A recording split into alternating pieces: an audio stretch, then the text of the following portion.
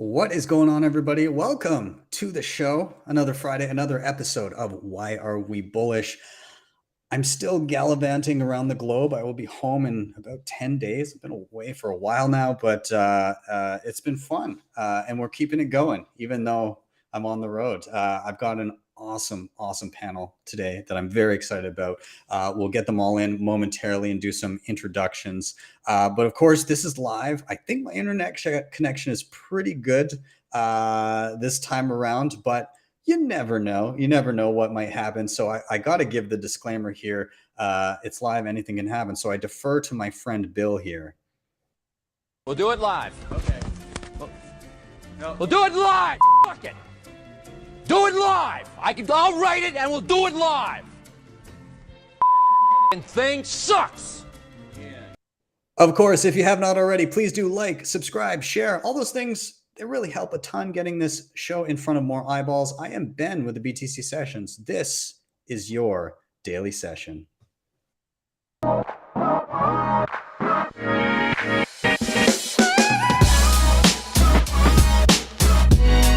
Hodl the Bitcoin.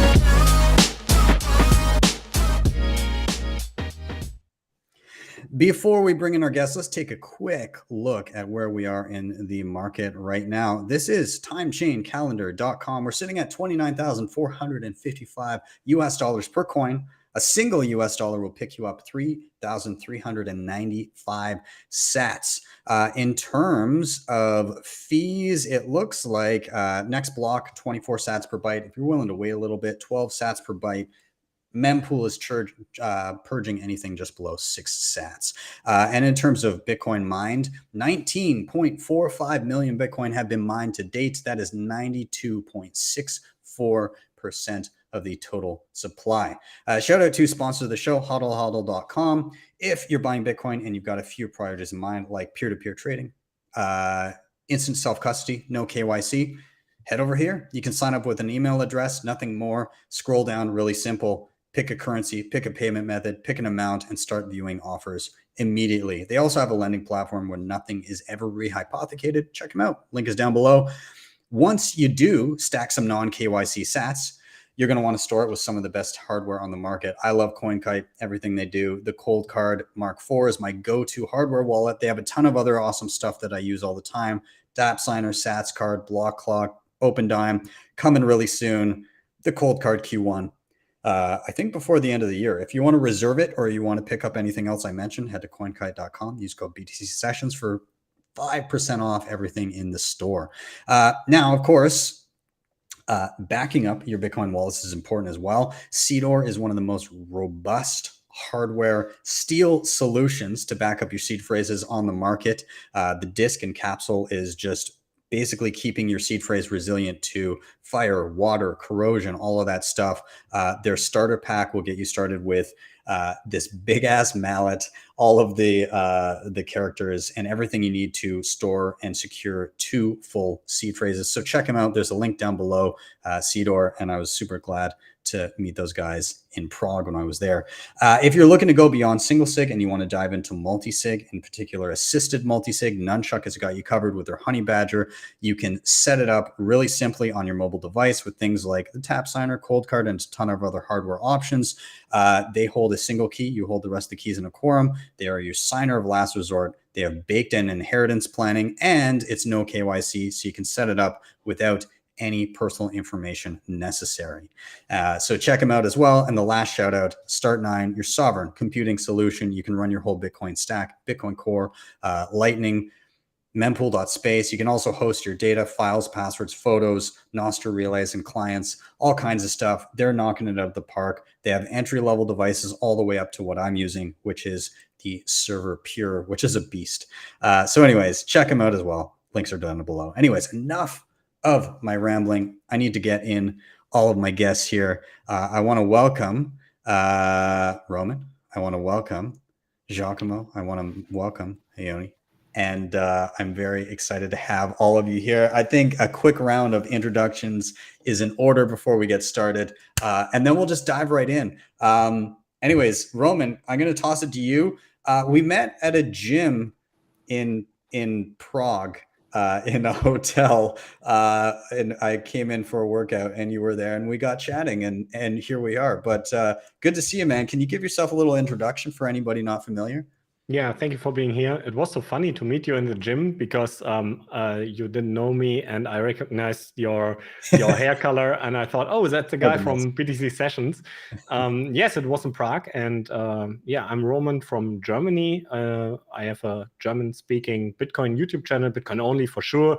No trading, no altcoins and all that stuff. It's more about economics and sometimes technical part and for sure all the mind-blowing things Bitcoin will bring to our society. So yeah, I think it's most orange-pilling YouTube channel in the German area, but it's focused on German language. Like yeah, it's very rarely that I speak in English. So sorry if my English is bad, but yeah. I think it's great, man, and it's good to see quality educators from across the pond. So welcome to the show. Glad to have you, Giacomo. I needed to have you on for diversity, so I'm glad to have you, man. Can you give yourself a little introduction? Yeah, my Oxfordian pronunciation can compensate the German accent. So yeah, it's perfect. It's perfect British English. So of course I'm Italian, not English speaking, not native English speaking as well. In my fiat life, I had a degree in physics and I was working as a technology consultant in Accenture. But then in 2013, I went Bitcoin only. I did several things. I participated at the launch of a green address that then became Blockstream Green. I did some mining stuff. I did a lot of bullshit like food tracking blockchains back then. But then I moved to Bitcoin only. I created a research lab in Milan that was pretty good and pretty large. We hosted the Scaling Bitcoin conference in Milan, the bigger meetup back then in continental Europe, and we helped to start like the Bold standard for Lightning or Open Timestamps with Riccardo Casati and Peter Todd, the very start of BDK library with Alex Cosfilini, the RGB standard, which was then copied by Taro. So a lot of cool stuff. We really had a great years. Then lately, I moved to like a freelance job as a consultant, and I'm a very small investor in a few startups, advisor in a few startups like Satsback, Rely, but very, very small participation in those. And I'm moving as well to education. What I'm trying to do in the last months of my life is to move from consultancy, which is great but boring, into education. So I organized the course in El Salvador, and I co-organized the Plan B Lugano summer school. And now I'm trying to put all this education stuff together. So that's probably my focus for the next months. I love that. Education is incredibly important, and there can never be too much of it. So I'm glad to hear. I'm glad to hear the pivot. Awesome. Well, Ioni, welcome. And you're going to have to remind me how to pronounce that because I'm so self-conscious about it. I can hear that you are. That's fine. That's fine. It's perfectly fine. Most people are. So my name is Ioni Appelberg, based in Sweden. And we met at Prague as well for the first time. Mm-hmm. Yeah, we had a great time at the bar. That was fun. Yes. Yeah. Yes. 100%. It was a late night. It was a late night. Yes. And well, I think I might be the only one here who has 1 foot in Bitcoin and 1 foot in Bitcoin and 1 foot still in the fiat life. I am a Bitcoin YouTuber like you guys. My channel is mostly about the philosophy behind Bitcoin, and I am also an author. I've recently published Abundance Through Scarcity, which is been selling quite well. We published it. We released it during the Prague conference. And in my fiat life, I work as a medical doctor. Ooh. Interesting. But I'm trying to pivot more and more to, I'm transitioning more and more to Bitcoin. That's really cool. I picked up a copy of your book while I was there. Unfortunately, I don't think I got it signed by you, so I'm going to have to fix that. Yeah, let's fix that. Yeah, I'll next time I see you, I'll make sure I have it in tow. But it does look very nice. The artwork on it is beautiful as well. And so yeah, it's a welcome addition to my bookshelf. So, well, gentlemen, thank you for being here. We're gonna kick off the meat of the show now. Of course, everybody in the chat, welcome. Love to have you here, and the chat is live to the audience as well, for better or worse. We don't censor here. So yeah, so we've got the chat going off to the side. If I see anything super relevant to the conversation, then I'll highlight it at the bottom there. But for those unfamiliar with the show, this is Why Are We Bullish? Really simple flow to the show and concept. Basically, each one of us comes with a reason for being bullish, something that we're excited about in and around Bitcoin. And it can really be anything. It could be a personal experience, a news item, an app, a device, really anything. And basically the flow of the show is one of us is going to present a reason why they are bullish. That's their chance to rant and chat about whatever is exciting them currently. After that, all together, we're going to riff on that reason, questions, comments, wherever the rabbit hole takes us. And then finally, third, we're going to rotate to the next person until we all get a turn. So reason, riff, rotate. Simple. I will get us started this time, and I'll reiterate to the panelists, I always have to do this just in case, but make sure you don't drop your reason early. I will explicitly ask you why you're bullish. So I'm going to start off with my reason for being bullish, and then we'll just start riffing here. So I'm particularly bullish in and around human rights with Bitcoin as a tool for that. And I say this because I've kind of started working more closely with the Human Rights Foundation and trying to assist in wherever Bitcoin can be a useful tool in those instances. So there's a lot of times where there's dissidents in a particular spot where they might have the threat of censor transactions, shut down bank accounts, all of those kinds of things. And obviously, as Bitcoiners, we know that Bitcoin is censorship resistant. We know that there's nobody there to tell you no, as long as you're taking self custody and you're using Bitcoin as it was meant to be used. And so, human rights activists are beginning slowly to clue into this, largely thanks to the work of Alex Gladstein and others at the Human Rights Foundation that, drew that connection and saw it as a useful tool there. I went to the Oslo Freedom Forum earlier this year wasn't my first time attending, and it was a fantastic event, and it was really cool to see those connections. But in chatting kind of behind the scenes with different human rights groups, I'm kind of selfishly excited about it in the way that I get to relive some of those aha moments where I see people start to piece together like, oh wow, this is actually super useful. I didn't realize that this was a feature of Bitcoin, or even the less positive stuff of trying to troubleshoot, because like Bitcoin is, sure, you can transfer value globally more or less instantly for very cheap, and nobody can censor those transactions. But there's a whole other mess of hurdles that exist once you transfer that value globally. Once it arrives to its destination, depending on the locale, how do you actually utilize that value in a way where you can get what you need locally? And that's very different depending on where you are. Sometimes you gotta figure out some sort of a peer-to-peer thing locally and get the local currency and then get what you need. Or sometimes there are, peer-to-peer exchanges. Sometimes you can just get gift cards. Sometimes you can just go direct to businesses that accept Bitcoin, but it's kind of a mixed bag wherever you go.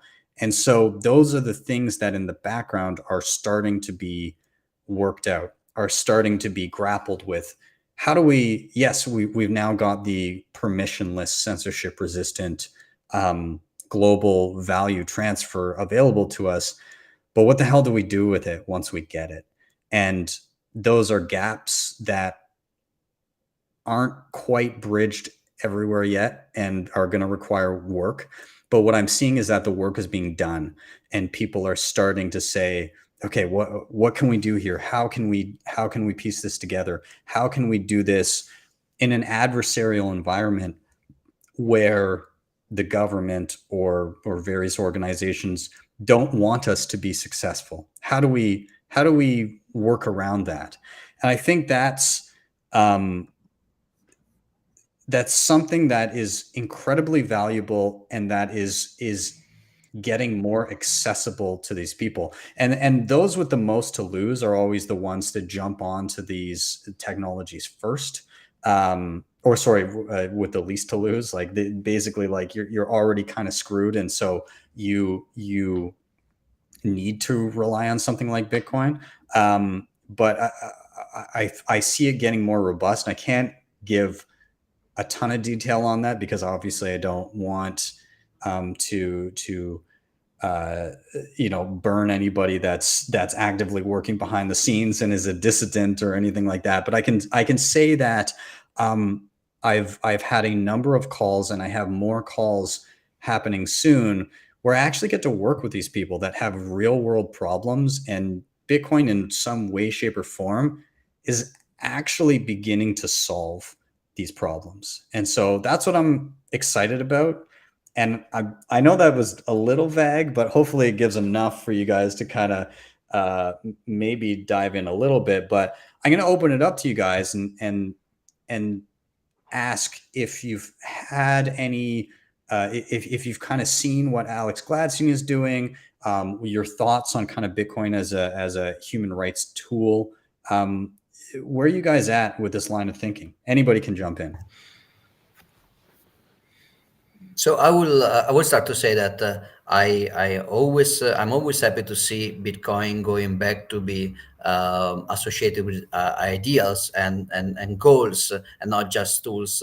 Technology is very important, but the typical, there is that meme where the Indian guy is all dressed up in gold and is like, I'm here for the technology. So the joke would be that he's actually there to get rich, but not for the technology, which is the important thing. But I would argue that not even the technology is the important thing, not being rich, nor the technology. The important thing is the goal we want to reach with this technology, which is exactly censorship resistance and like defense from attempt at central planning with money and confiscation, inflation. So those are the real ultimate goals. And technology is a very important tool. We have to get back there in order to use Bitcoin correctly, not be confiscated, not to be inflated away, not to be scammed. We have to learn. We have to push ourselves out of our comfort zone in order to learn key management, inheritance, good tools, best practices. So, and we have to vet technical proposals at some capacity. The community has to understand if this fork proposal is good or not. So it's great that technology is discussed, and there is no other community where engineers have the same kind of respect from others as in Bitcoin. But that's the tool. The real thing beyond the tool is the goal, which is exactly individual sovereignty. Another thing that I would say is that usually either you defend these ideas in a way which is very logically consistent and very correct, but not very mainstream, so not very connected with the political correctness of the day, and then you are consistent, you're right, but you tend to be seen as contrarian. Or you go mainstream, but then you lose the consistency of your message, like you start to promote ESG bullshit or stuff like that. Instead, the Human Rights Foundation, I think, is doing a very excellent job in staying in between the bad cop and the good cop. They are using rhetoric rightly so, which is very close to what is politically acceptable. Like everybody in the fiat world is against financial inclusion, but nobody can say that explicitly. They must pretend they are for financial inclusion, for women rights in the Middle East, or for or against colonialism. So they have to pretend they are those things, and so the rhetoric is acceptable for mainstream politics, but also they are not selling away the soul of what really matters. The people involved there are actually they are not wasting time on some kind of environmentalist or like a racial bullshit. They're focusing on real stuff like privacy and rights. So I think it's a very good reason to be bullish. Yeah, I like it. Yeah. Anybody else want to dive in? Sure. So you want Ioni? No, so go ahead. Okay, thank you, man. Yeah, sure. I think our problems here are not on the transaction layer. Like, we have good payment methods, and most people use this. But I think our problems will be more in the future, like when we are probably censored in digital payments and CBDCs and all this stuff. And probably then it's too late to get Bitcoin like something, a payment method here. So the adoption will probably come from very poor developing countries. So these people has a need today for a censorship resistant transaction layer, not so much on a inflation hedge. That's more the case here. So I think which Alex Gladstein want to say with this article at Bitcoin Magazine, check your financial privilege. It's based on this topic, and I think it's so important for this for this people today, but for us in the future. So I think the solutions which we see today, which are developed also by grants giving to Bitcoin developers by the Human Rights Foundation, will be solutions for us in the future and for the people in this very poor countries today. And I think Giacomo is a little bit right that they don't want the fiat world don't want the financial inclusion. But the problem I see is that the people in these countries don't have bank accounts because there aren't banks. They don't have bank accounts because they don't trust the banks. That's the point. And so if we create better products than the fiat world, and I'm pretty sure the free market will create better products than the planned market. So I'm pretty sure Bitcoin will lead in these countries, and I'm pretty sure Bitcoin will be money in the future because of this and because of the work from the Human Rights Foundation. And yeah, I'm bullish because of this. All right. So yeah, I'm very happy that you bring this the humanitarian perspective up, Ben. Because I believe that this is one of the least developed narratives, but one of the most important narratives of Bitcoin. It is not at all in the mainstream consciousness yet. And we need to bring the humanitarian perspective of Bitcoin into the mainstream consciousness. I think that is very important because Bitcoin really is, as you said, the technology is not really, as you said, Giacomo, the technology is not really what's important here. The important is that it is an effective expression of the best ideals in the world. It is the most inclusive technology that we have. I mean, for instance, when it comes to our increasing surveillance in the world, our financial privacy, our financial lives is the most intimate aspect of our lives, whether you believe it or not. And just to have Bitcoin protect your financial privacy, as well as onboarding the excluded 4 billion people onto the global economy, that's, I mean, the downstream effects of that are going to be enormous. So it benefits everybody. If we can connect 8 billion people on a single open neutral monetary network like Bitcoin that has money that cannot be corrupted to steal from you and that cannot be corrupted to spy on you, that's a new world. That's a world I want to live in, and that makes me very bullish. And we really need to underline this humanitarian perspective.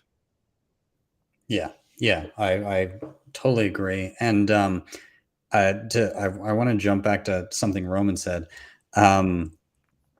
It's interesting thinking that some of these nations and some of these people in nations where Bitcoin is most needed right now because they're most held back, or they've got the most amount of financial oppression upon them, that they could basically pave the way for what Western countries have to deal with later. Because again, the ones with the most to lose right now will end up being the countries that are the most most in control right now in terms of currency and their ability to manipulate it to extract value from their constituents. Those are the places where, if shit hits the fan, those ones are the ones that are going to have the most of a knee-jerk reaction that can be the most difficult to navigate as a person living there. Or you know, if they take it to that level, we could stand to learn a lot from how these early adopters that are already in dire straits are using Bitcoin, and learn from their successes as well as their failures, to hedge in the future, to perhaps almost save ourselves a little bit. But I guess we'll see. I don't know. Do you guys think it gets there? Do you think it gets to that point? Who? Well, whoever wants to dive in, I don't know. Do you think we get to that point where we have to look at how the people that are navigating Bitcoin right now, we have to learn lessons from them to I'm pretty sure, because I think Bitcoin is a fair money. Like it's not equal to everyone; it's fair to everyone. So people which are diving in today are these people with the biggest need today. So I think these are the biggest winners from Bitcoin. Like, it's going up forever, Laura, and when it's going up forever, the early adopters are the biggest winners. So the people with the biggest need are probably the countries and the nations and the people which are today the poorest people, and probably Bitcoin will bring a little bit more fair level worldwide, and new opportunities for example, monetize energy in some very poor sections of a country where no electricity is today, and so on. So I'm pretty sure we will learn a lot of this, because we are in such a privileged situation today that we don't see which problems our fiat system will bring us in the future. And I'm pretty sure this will be, for a lot of people, very hard to realize that they probably missed this very important technology. Yeah, I think so. Awesome. All right. Well, I don't want to spend too much time on my topic here. What I will say is, if anybody hasn't kind of seen what the HRF is working on and what they've been doing, go check them out. Also, if you get the chance to visit the Oslo Freedom Forum next time around, I think they're doing it in June next year. It's well worth attending, and it's really kind of cool and refreshing as a Bitcoiner to go to an event where Bitcoin is present, but it's not a Bitcoin event. It's just there in the background as a tool because it's relevant. And I think we need more events like that are not Bitcoin events, but Bitcoin is there because it's useful in some way, shape, or form. But anyways, I'm gonna kind of put a pin in that one. And we're gonna rotate through. First of all, again, thanks again to everybody in the chat. Love the messages, keep them coming, and give this a share. We'll get even more people in here. But we're gonna do a rotation. I'm going to toss it to actually Roman first, and I'm just gonna cue you up with the simple question: why are you bullish? Take it away. Yeah. I'm bullish because the whole financial sentiment is changing about Bitcoin, like the financial giants. They think, there are good sides on Bitcoin which we can use, and that's correct. I think everyone can find a good thing on Bitcoin. But to reference to Alex Gladstein again, like in his book title, it said Bitcoin is a Trojan horse for freedom. I don't think they realize this. And probably they think they can control Bitcoin, but they can't. And I think it's a Trojan horse for us, for everyone. And now they think, we bring regulation and all this stuff and bring this right up. And I'm bullish because, so I think we have some partners, some Bitcoiners in there, like in the SEC. I know it's a not very common view on this, but I think Gary Gensler is something like a Bitcoin maximalist. Everything he's doing is kicking out all this altcoin stuff, this gambling stuff, or bringing this in a regulation in a very regulated part. And he's kind of defending Bitcoin from created by individuals or institutes like create paper Bitcoin because they are not backed. They sell probably Bitcoin spot ETFs which are not backed by real Bitcoin. And so he's stopping these spot ETFs, and he's saying, hey, make it sure that this Bitcoin ETFs you sell are really backed by Bitcoin. So I think this is kind of defending Bitcoin's natural,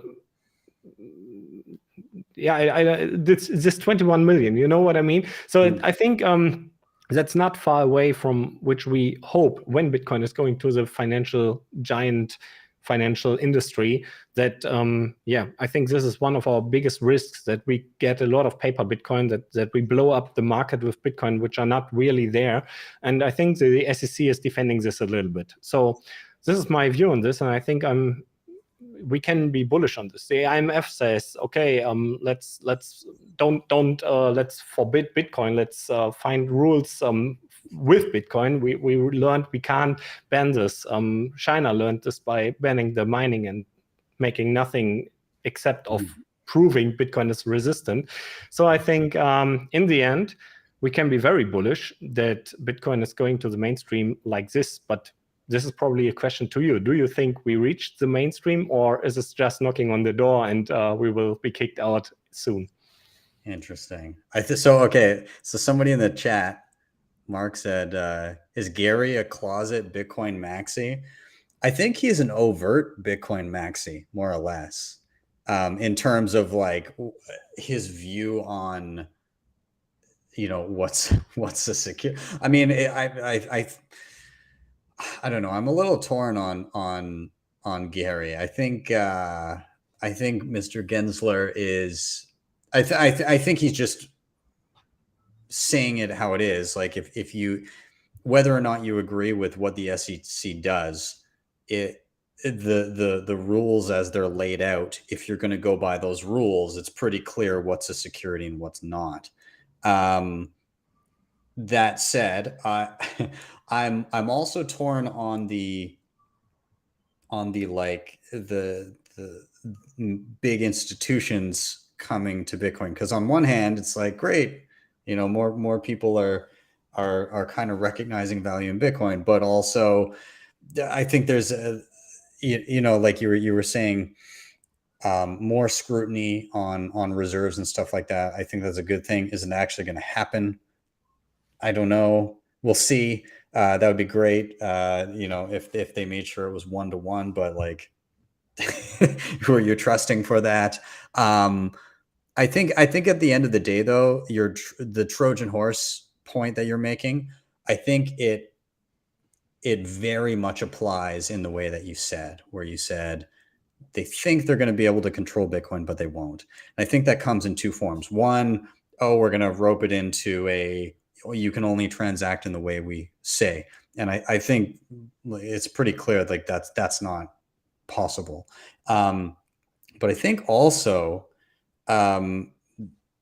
there's a way that a lot of these institutions believe they're going to be able to continue to play fiat games with people's money when they're dealing with Bitcoin. I think that's the bigger Trojan horse, because we've seen it at larger and larger scales with like exchanges. right? We saw, Mt. Gox and Quadriga and like FTX and many others.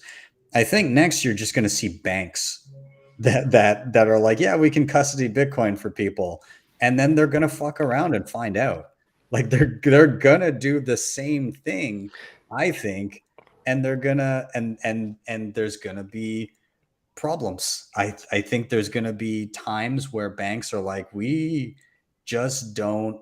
I mean, we saw Prime Trust. That's a trust company. But what happened what will happen when they fuck around with Bitcoin and they're falling on their nose, and the state will print money to save them? So they destroy fiat because they fuck around with Bitcoin. So okay, Bitcoin even winning, right?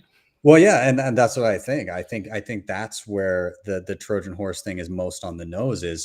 Is you fuck around, you find out you got to print some more fiat to buy back the sats at a higher price because you've devalued your currency, and that snowballs, right? Like that, if you fuck around enough, you can't print enough fiat to buy back the Bitcoin you've lost if it's a big enough loss. So like I'm not saying that's going to be like the explicit reason for fiat's downfall. I think it's doing a great job of that on its own. But like at some point, you're not going to be able to buy sats with that toilet paper that you've just printed. And so, like there's an end game to this is what I'm getting at. I'm curious what I want to hear what Ioni and Giacomo have to say. I mean, ultimately, Bitcoin doesn't care about financial institutions. Still, we have to zoom out and look at the larger perspective. And like, if in the process of a hyper Bitcoinization or some sort of Bitcoinization of the economy, I mean, it's inevitable that financial institutions are going to get involved. Like, and we are at that stage now. And I think that Bitcoin is ready for it. In the early stages, in the beginning, Satoshi did not want WikiLeaks to use Bitcoin because it had not matured enough to withstand potential attacks. But I believe now that Bitcoin is big enough to withstand attacks, and it is big enough to withstand scrutiny from financial institutions. And they can use Bitcoin however they like. Bitcoin is for everybody. It's for you, it's for me, it's for the poor, it's for the rich, it's for financial institutions, and everybody can use it as they please. And this is just one of the many, let's say, milestones on the road to a more significantly Bitcoinized economy. And it might, in the longer term, not be much of a milestone, but I mean, to us now, it seems that it might be, if not for anything else, as you said, Roman, that it really brings Bitcoin into the mainstream. It's a new vehicle to really bring about Bitcoin's presence in mainstream society. Mm-hmm. I agree. Giacomo? I was going to answer to this question, but then I noticed that you defended the Greek beaches over Italian ones in the chat, so I'm just leaving the stream right now. And no, I'm joking. I don't believe in nation states, so it doesn't matter to me. Let me try to push back a little bit to try to be contrarian, just for the sake of conversation. I don't like, culturally speaking, the association between Bitcoin maximalism and regulators like Gensler, mostly because Bitcoin maximalist is the descriptive idea that money eventually will converge over scarcity instead of just going through infinite replication, because otherwise you will not have scarcity. And that since money will converge there descriptively, then prescriptively you should not print shitcoins or promote shitcoin, because that's incentive incompatible, that will just create distortion. And that's the reason that shitcoins are stupid. It's not like that it just happens that shitcoins are bad. Shitcoin must be bad for a matter of incentives, the way they are built. But this is a market process, a market selection process. Trying to give it a help, a push from a central party that will centrally push toward this final selection will not just not help in the long term, but will also produce opposite effects. For example, let me put it this way. I think that the U.S. regulators are bear much of the responsibility for the existence of shitcoins themselves. In which ways? One, they print money so people cannot save in money, so everybody is forced to invest instead of saving because you cannot just save anymore. So you have to over monetize everything, from real estate to artwork to everything. So now you create the push to over monetize everything.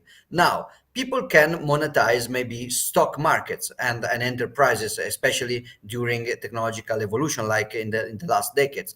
But then you prevent them from doing so because the average Joe cannot invest in public companies because maybe they are not qualified investors. If you are from outside the US, underage, you cannot participate to any regulated market. If you're not rich, you cannot invest in markets. So if you want to save and then invest, but you are not already rich and privileged, you just can't. So first, the regulator will push you to overinvest, also cutting interest rates and forcing you to invest. Then it will cut you out of regulated investment, and then they will they will be surprised if some new thing like Bitcoin will create a huge wave of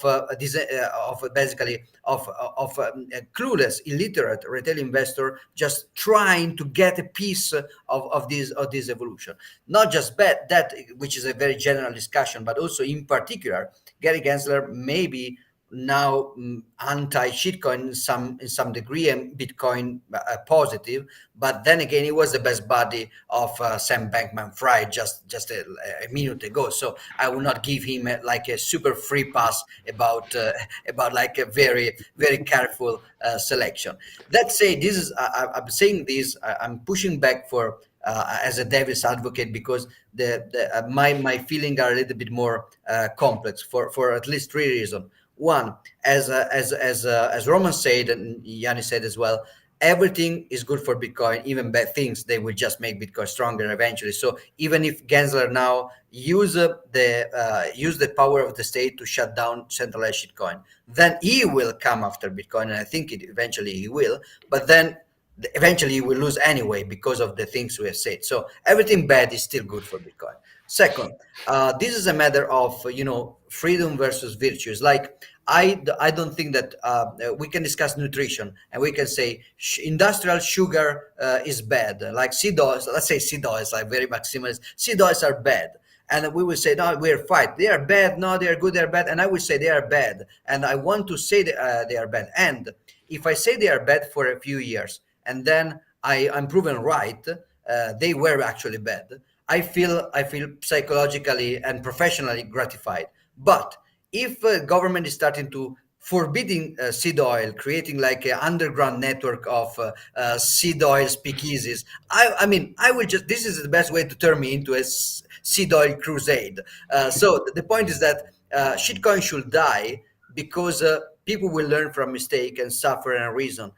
They should die for a market process. Could be very slow, very confusing. We can help this process by educating, by explaining, by keeping moral standards. But the violent arm of the government pushing for the selection, it may work in the short term, but it never works in the long term. In the long term, you always get opposite results. In a sense, you get basically distorted incentives that will make everything you want to make it right, you will make it bad. For example, like always, right? You make drugs illegal. Oh, now you will save people from drugs. No, you will just push drugs into illegality where they will be cut with bullshit and kill more people. You want to make, but that's basically everything. When you centrally plan, you fuck it up. So so eventually it will be good for Bitcoin. And I know that we should defend the principle that shitcoins are bullshit, and we should stay clear from those. But I will never cheer for a state intervention in that. Yep.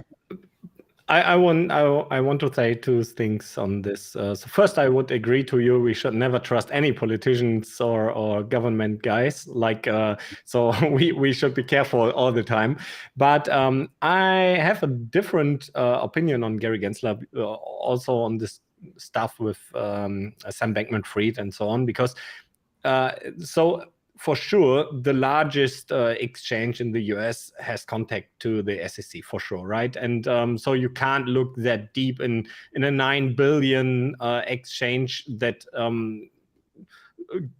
created from nothing in just 1 year. You can't check all the processes which are going on there. It's just a big cloud. Like, I think they found out they had a USB stick with with private keys worth of $200 million in a table, an office table. What the fuck? So how do you can realize this like the chief of the SEC? It's not possible. So I don't know how deep he was really involved in this. So yeah, probably he met him and so on, but I don't know.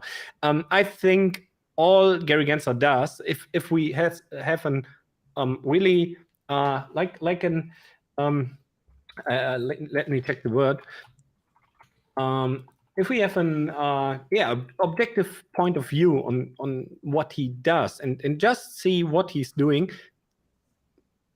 everything. So if a Bitcoin maximalist would have his position, I think he would doing exactly these things, right? But in the end, you are totally right. We don't need regulations for a free market to which bringing Bitcoin out like it's the hardest money. Yeah, everything else will crash and all the shitcoins with a single point of failure will fail. So it's a market decision in the end, not a regulation decision. And I'm totally with you on this point. Interesting. I think again when it comes to Gensler and everything, it's I often find myself again agreeing with the words, but not the apparatus with which he's a part of. I think in general, I tend to err on the side of it would be better if everybody were left to their own devices to make their own mistakes. Obviously, fraud is fraud. And in any society, that's going to have a consequence. If you steal from somebody, there's going to be a consequence. But in general, like if it's just a shitty product, then I think it would be fantastic if there was just a period of everybody, whether it be like in younger life or whatever, just making their mistakes and becoming very conscientious of what they do with the fruits of their labor, right? Where I worked a whole week and then I bought Hex. Shit. Like that, I think that needs to happen to everybody at least a good handful of times so that you can actually think before you spend your money. Like, I think people need to experience that. And when you have, I guess to Giacomo's point, when you have somebody saying, no, you're not allowed to do this, you in part, you're probably going to go do that.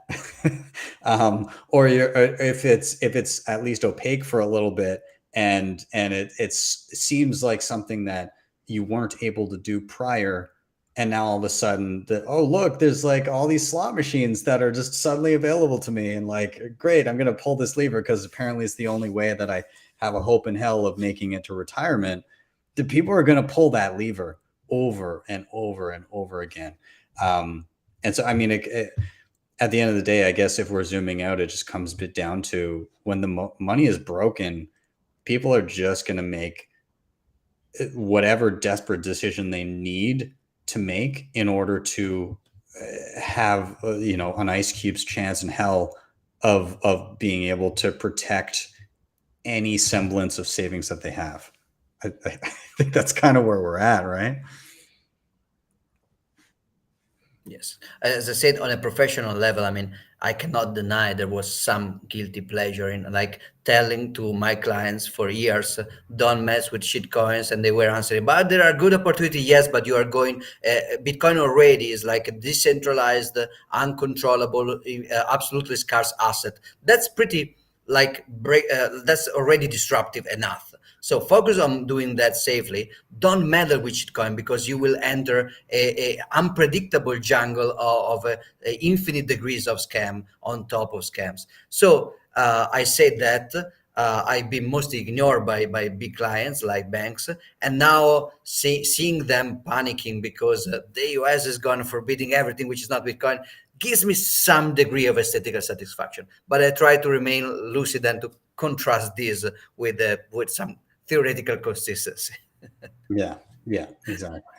All right, gentlemen, I want to keep it rolling here, and I want to get to the other the other reasons for being bullish, but I'll toss it out to the chat. Let us know at the end of the day, institutional adoption, good, bad, double-edged sword.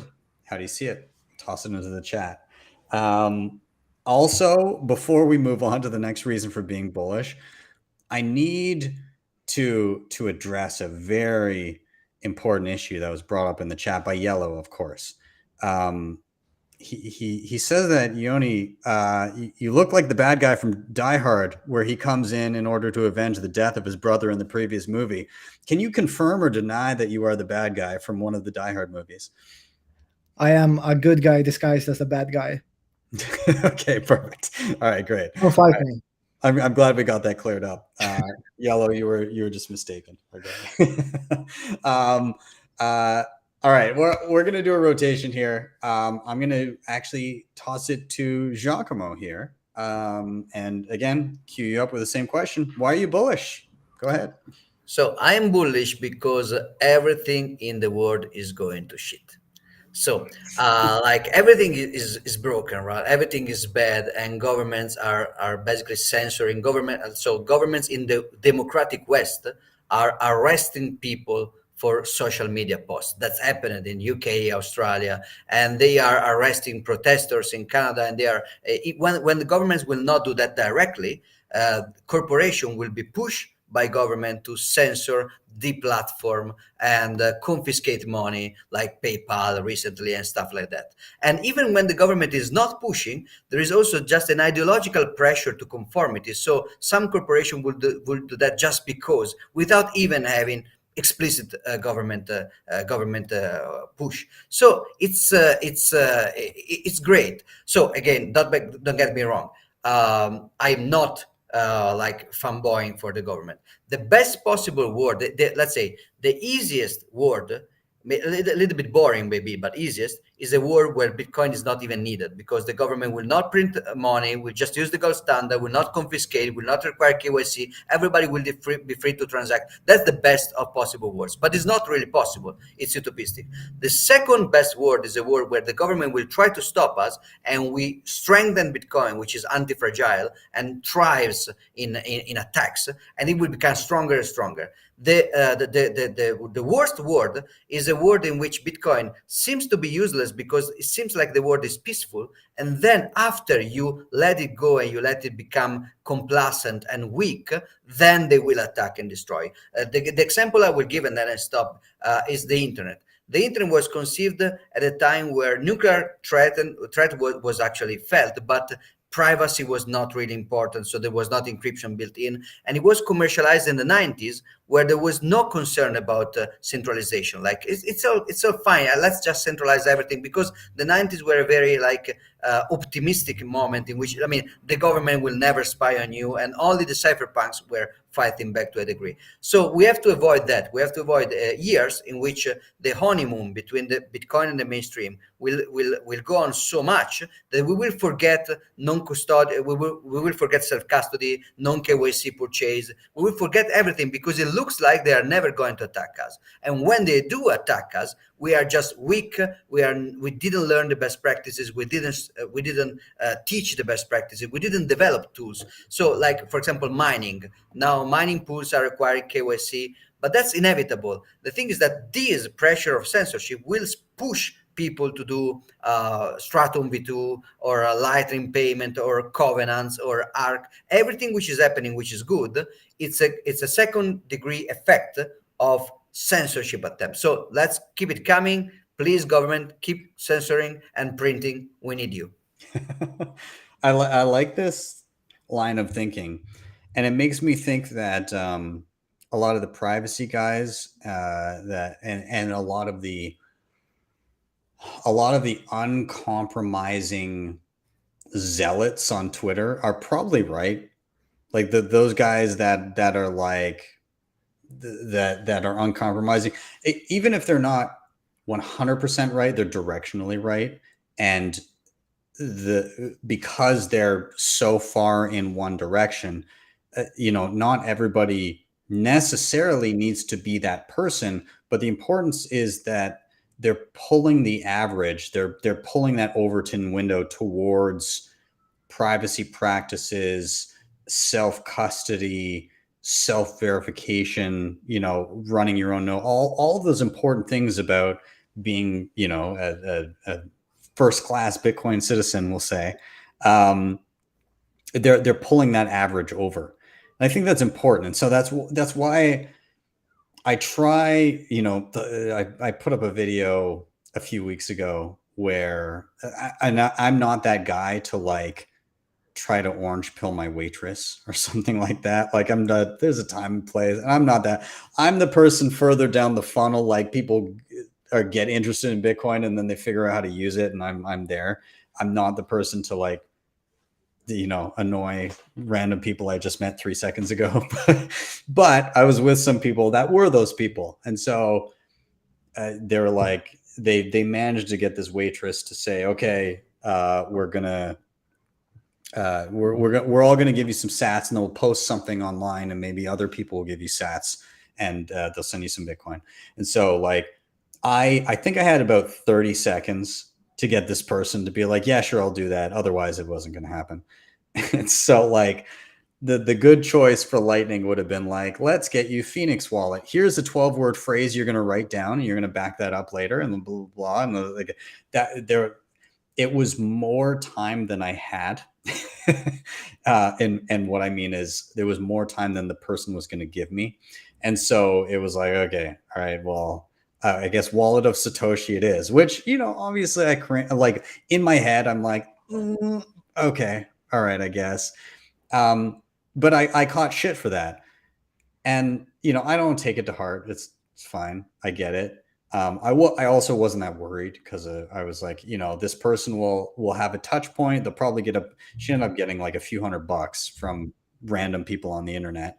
And now she's, curious about Bitcoin. She may not have the Bitcoin anymore. She may have like used it to pay, her credit card or whatever the hell it was. We have lots of stuff to do that in Canada. That's besides the point. This person now has a touch point with Bitcoin. They had a few $100. They'll probably look back in a few years and be like, oh my God, I paid a credit card bill. I could have had like $20,000. So like, that's kind of the point. But nonetheless, I caught a ton of shit for like not doing the most robust like self-custody option. I don't fault those people for screaming at me for not doing that, because I recognize in the grand scheme of things, it shifts that Overton window towards let's have those best practices. And I think it's important to move towards that in that way. I think that's a good goal, and I think we will get there. In terms of like stepping further back to the world is going to shit initial thought, yeah, that's what's needed to get people to recognize why Bitcoin is needed. And I said the word touch point. There are a whole lot of people in Canada that got their first touch point of, oh, Bitcoin's useful, in a place where I never thought my bank account would be shut down. Suddenly it happened. And so while I don't think that all of those people are instantly Bitcoiners, they just saw a very real world example of why it's useful. And that was a pretty impactful first touch point. And a lot of people don't even fully know that actually most of that money is like it got directly to those people. Some of those people may have lost it. That's a touch point in and of itself. They have custody of it, or they had custody of it. They may not ever claim it, but sure as hell, at some point they're going to look back and be like, somebody gave me like a whole bunch of Bitcoin, and now that would be worth $100,000. Because it was, I don't know if you guys knew, but like each individual trucker that got one of those packages, it was $8,000 at the time.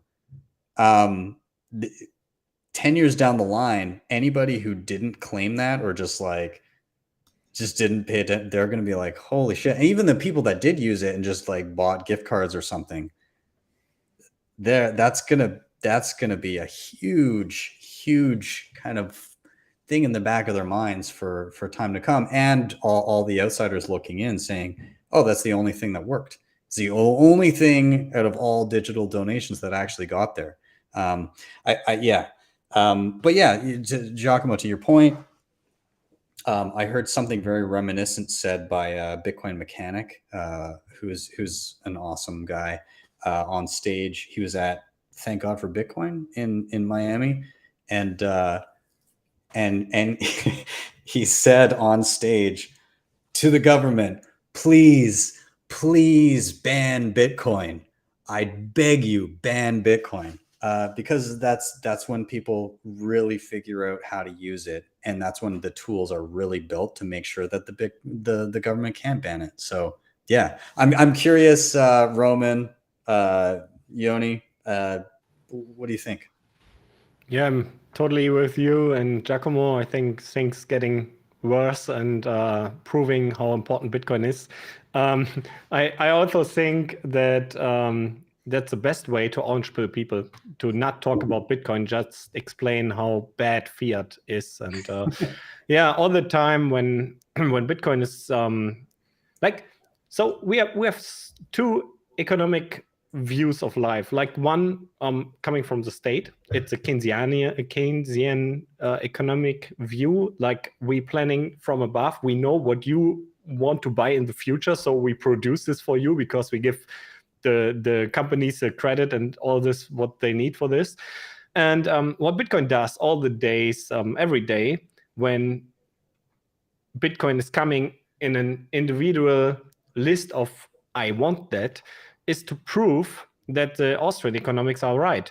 So you can't plan the need of people. It's a list in your head. Like you're standing up in the morning and you don't think, oh, I want to drive my car now. You think first, oh, I want to drink water. Or I have to go to toilet. I don't know. So it's your priority list. And you see at some point Bitcoin is coming up in your priority list, and not only on your priority list, also on companies' priority lists and states and countries and all this. So every time when Bitcoin is coming to these people, to these individuals, it's a proof that the Austrian economics are right.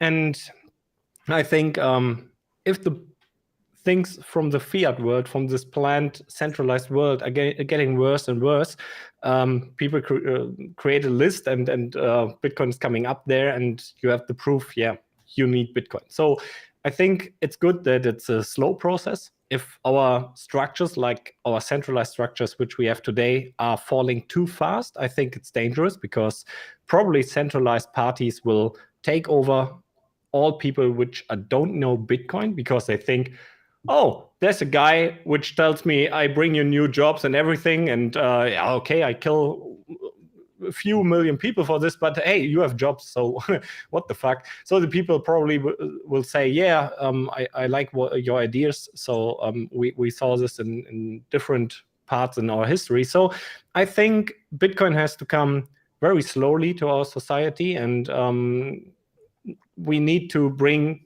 things from the centralized view, from the centralized planned economic view to the free market. And yeah, I think Bitcoin is in the perfect way.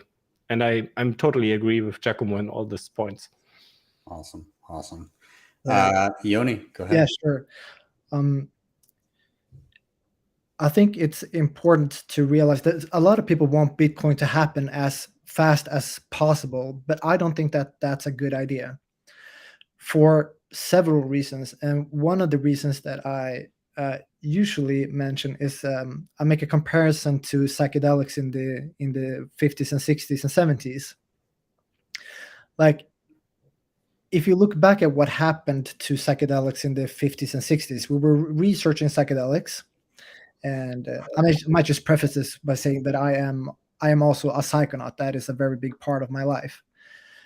And when we were researching psychedelics as a tool to study the mind and to treat mental illnesses and so on, and these very potent substances eventually leaked into society, it created an entire new movement.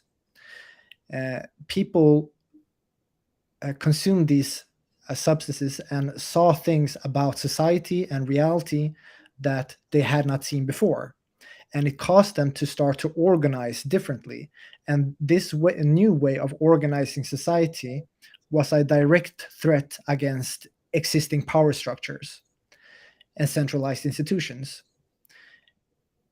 But the clampdown on this movement happened because this movement was growing so rapidly, so it did not build up enough momentum to withstand the clampdown from the state, basically.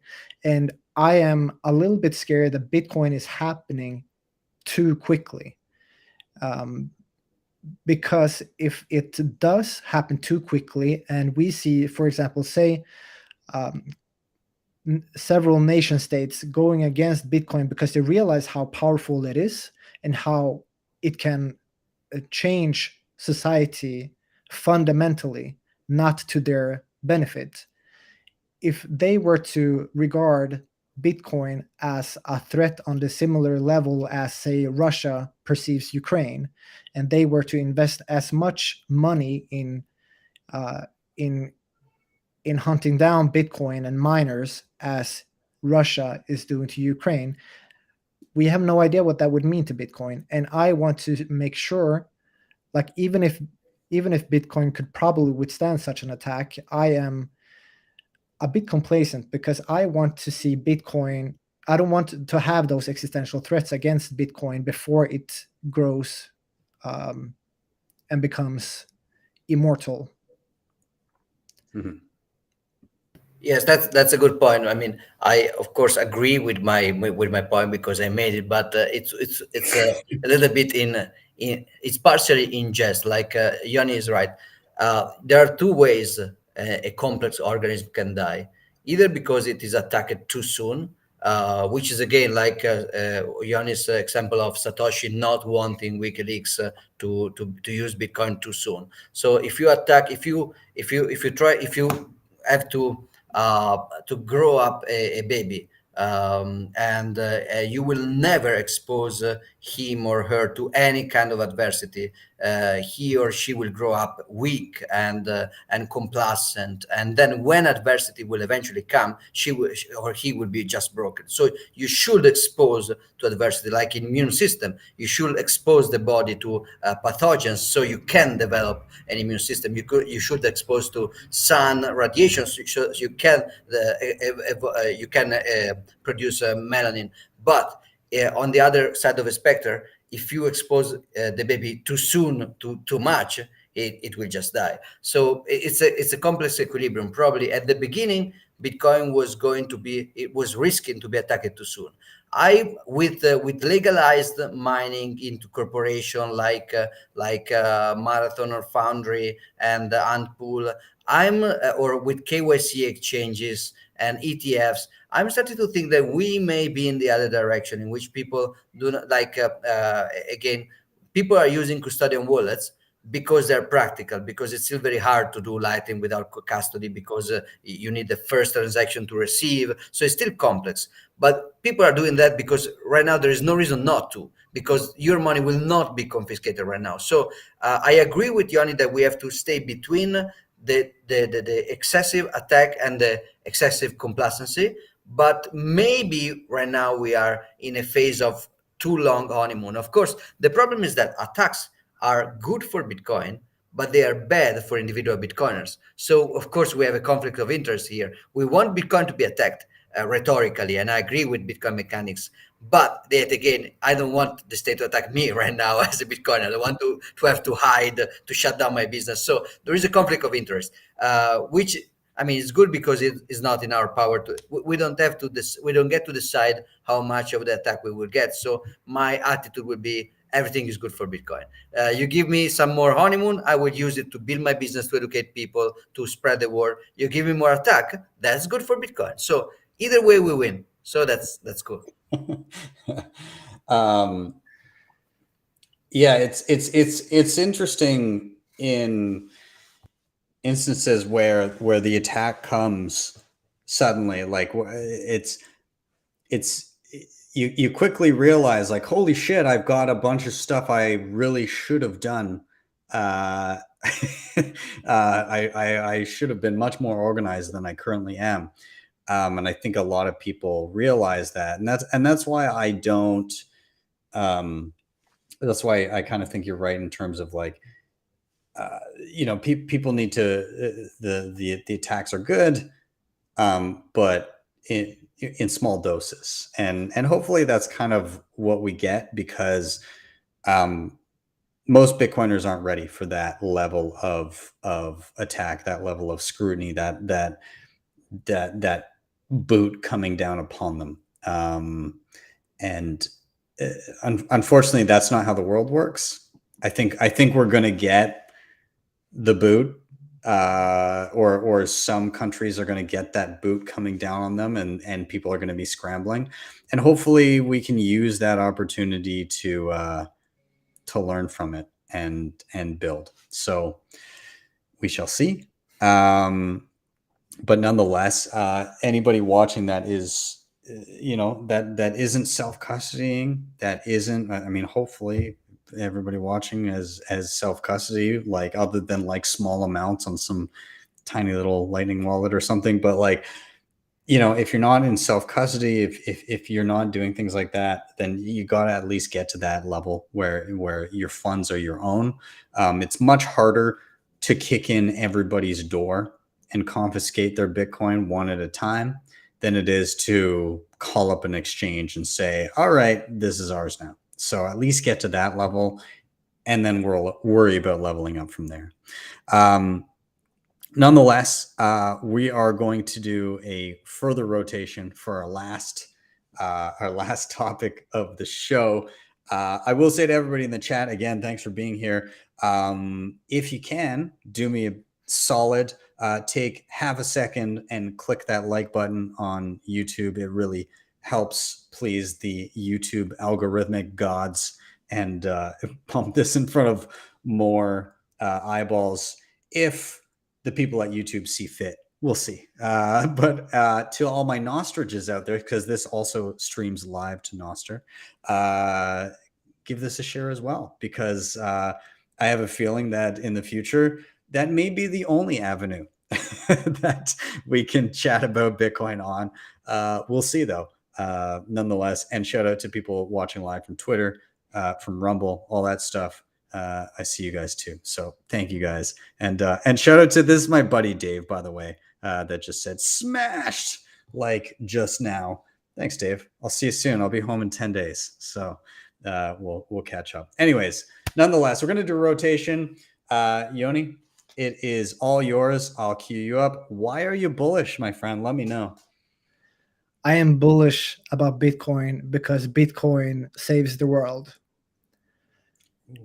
And this is basically the topic of my book, Abundance Through Scarcity. So I'm going to talk about an idea, maybe two ideas. Let's see where this brings us. But actually, I can show the book here. I got it right here on my windowsill.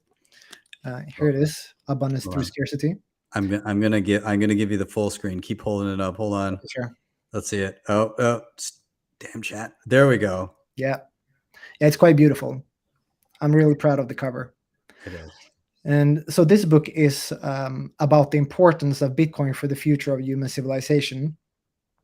and exploring this particular branch of the Bitcoin rabbit hole has fundamentally changed my relationship with Bitcoin and the future, and made me a lot more optimistic than I've ever been in my entire life. And I want to give that to as many people as possible. So first, some background.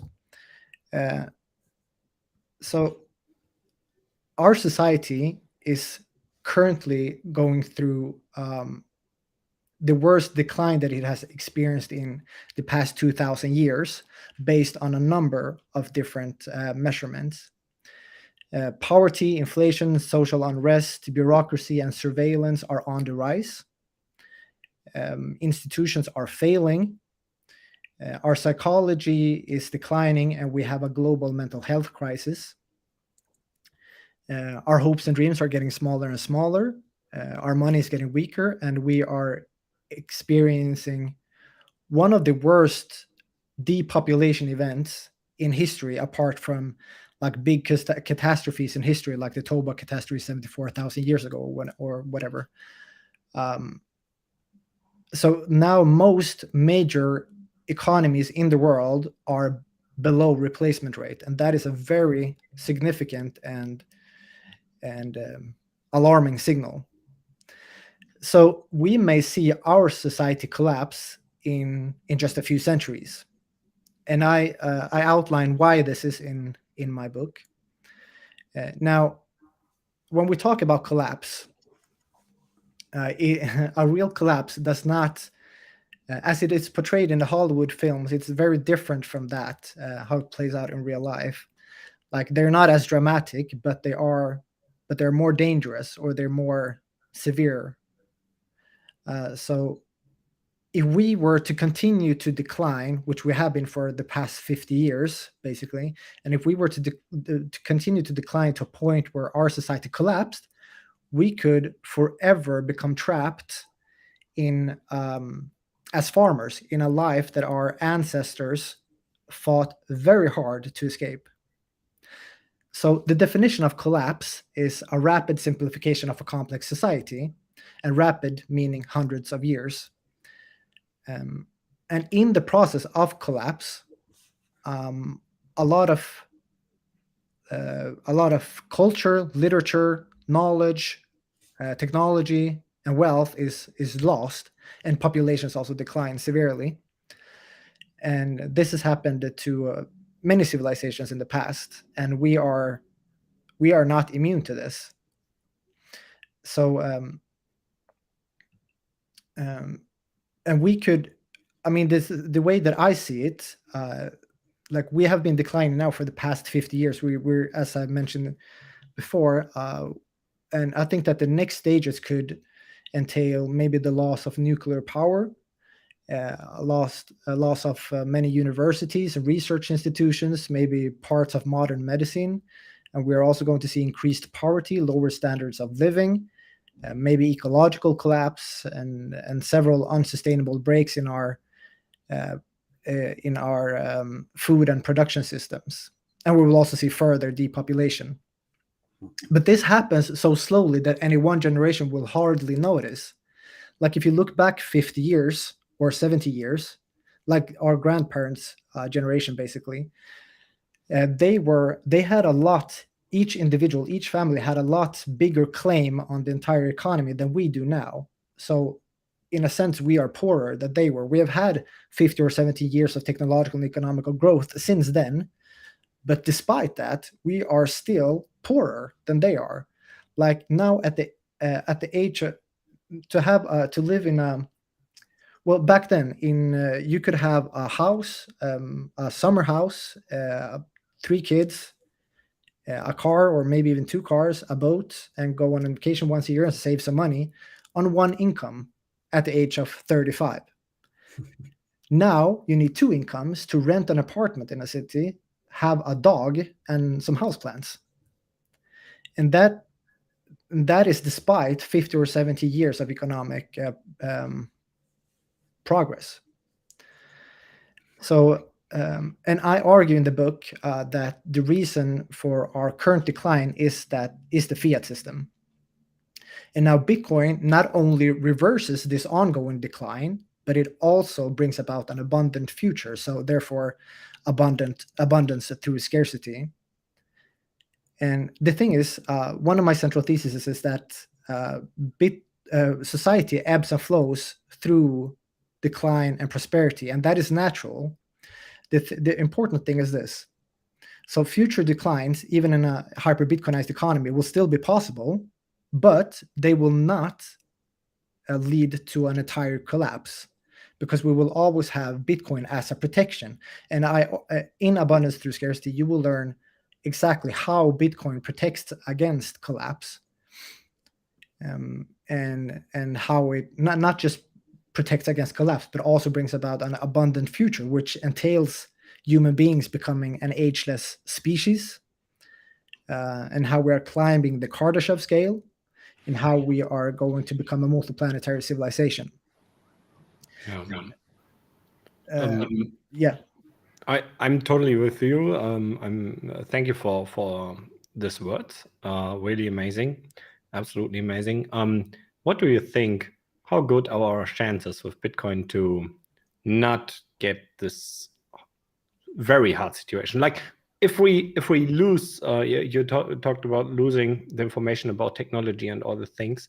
So if we lose this, how can we get energy resources when all the coal is built away and we can't dig that deep without technology and all this stuff? So probably we never reach our technical standard again. Because Roman, thank you for asking this. This is one of the central points in the book also. Like what you were talking about is what I refer to as the singularity crisis, which basically means that if we were to collapse now, if this decline that we are going through right now, which a lot of people are not even aware of because it's happening so slowly, but in say 200, 300, 400, 500 years, we could collapse to that point where we can never rise again. We can never. This might be our final collapse. This might be the singularity crisis, where we rise to become farmers permanently and become trapped in that time, because we will not.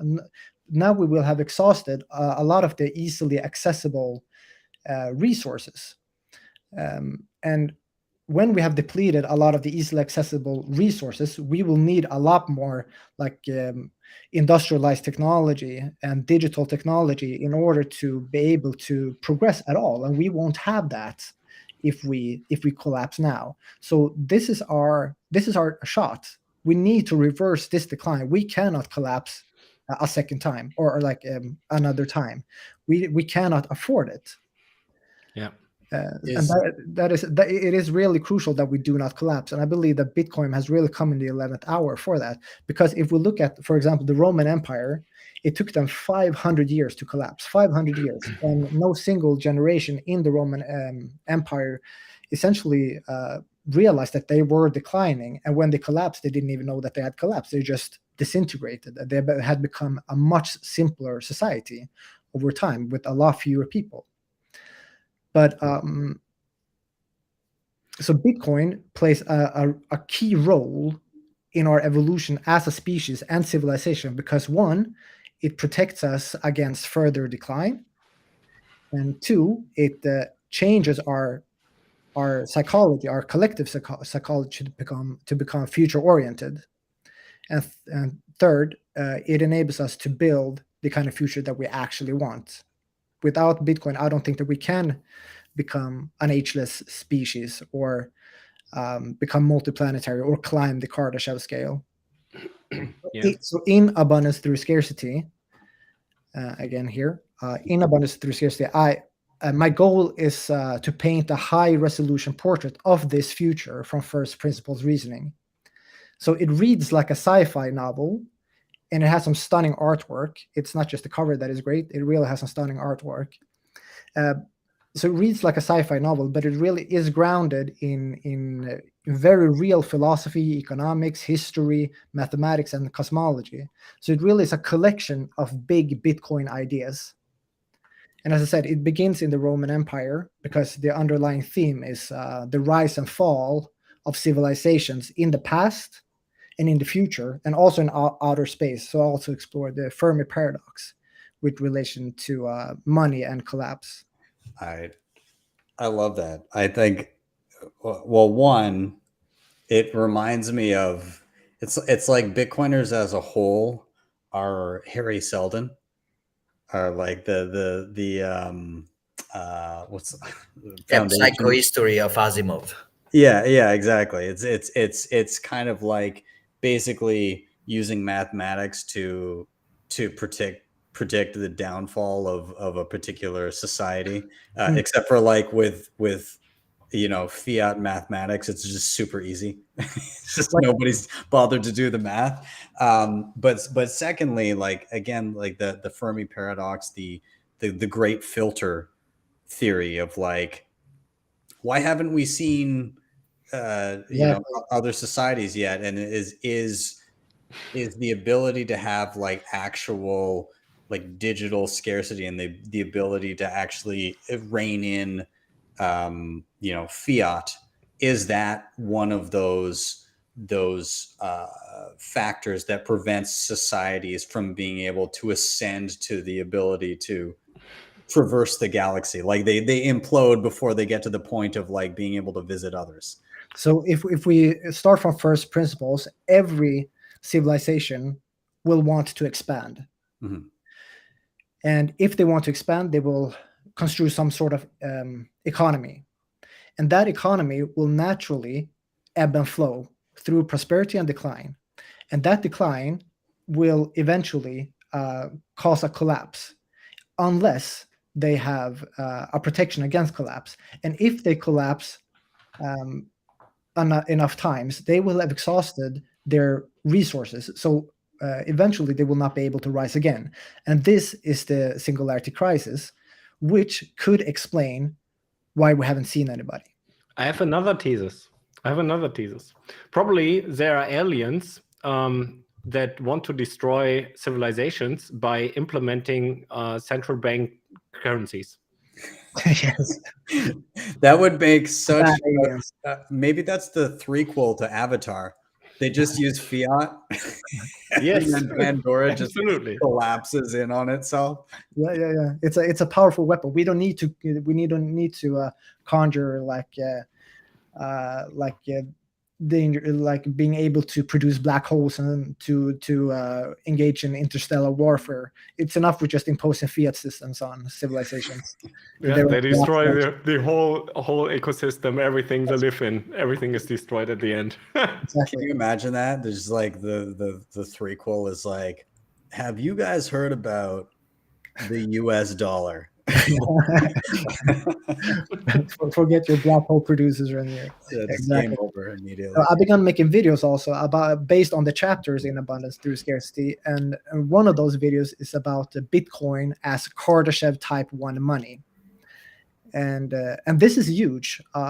So I finished this video yesterday. It's an 11-minute long video, which I will publish on my YouTube channel soon enough. But I figured we could show just a teaser here, like a premiere, the intro to the video. It's a 1-minute intro.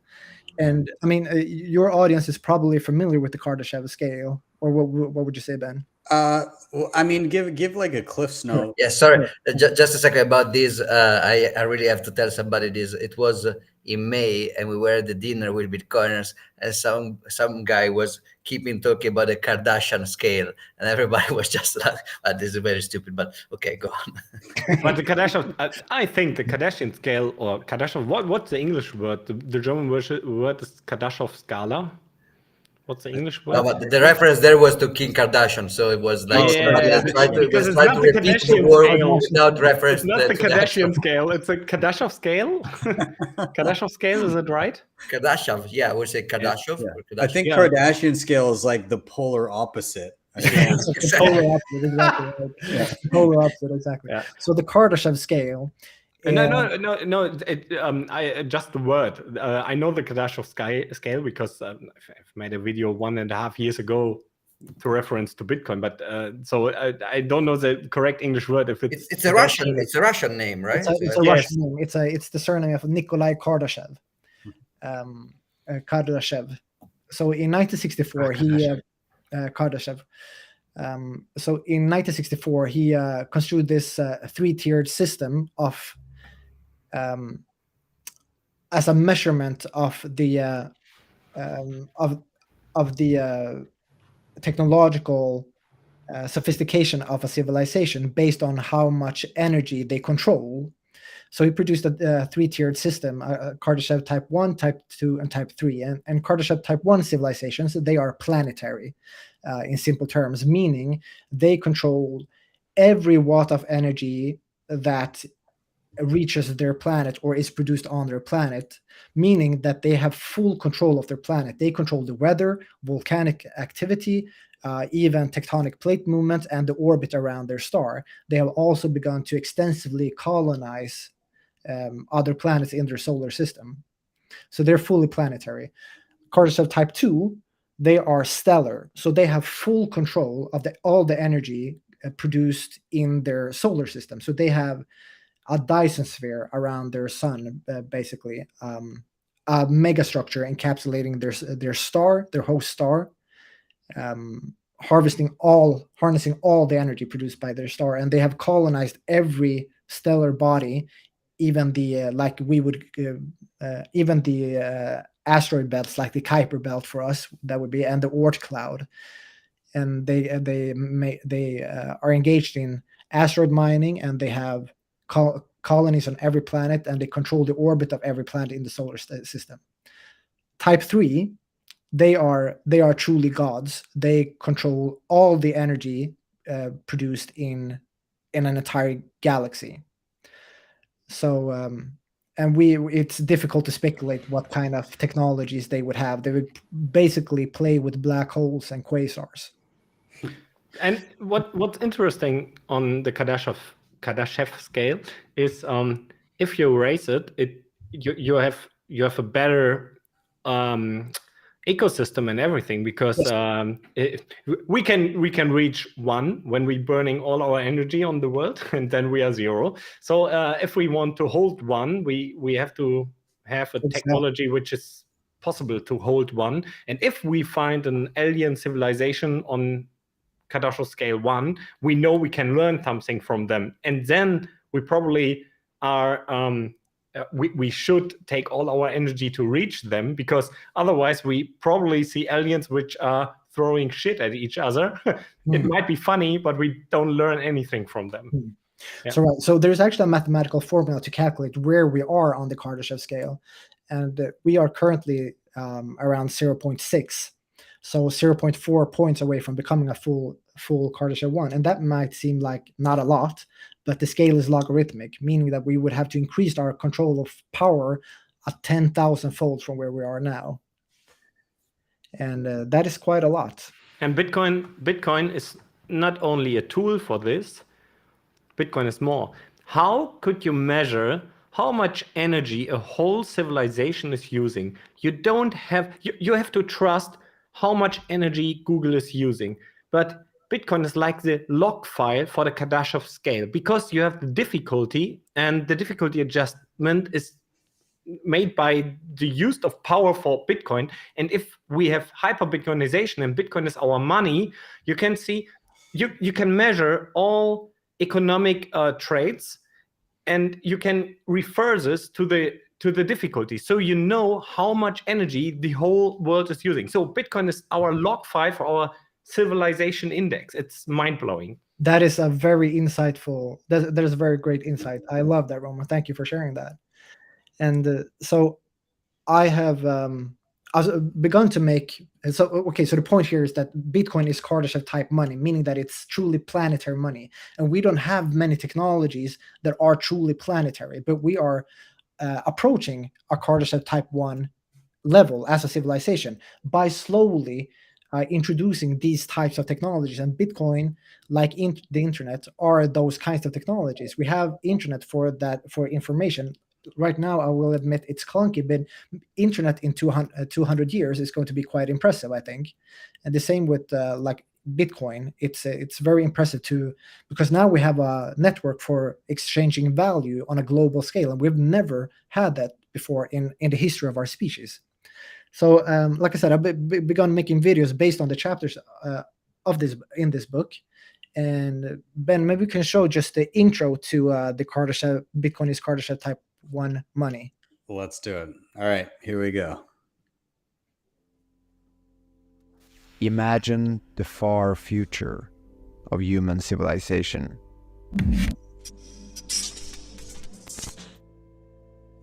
As our descendants have evolved into godlike beings, wielding the power of not just an entire star, but an entire galaxy.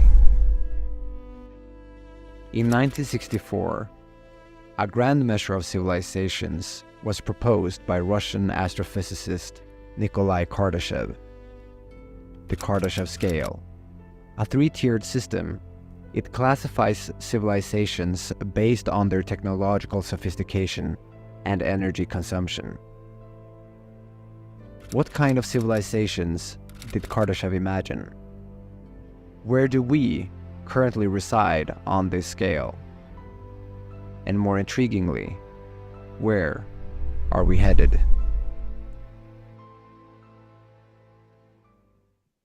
Ooh, that looks good.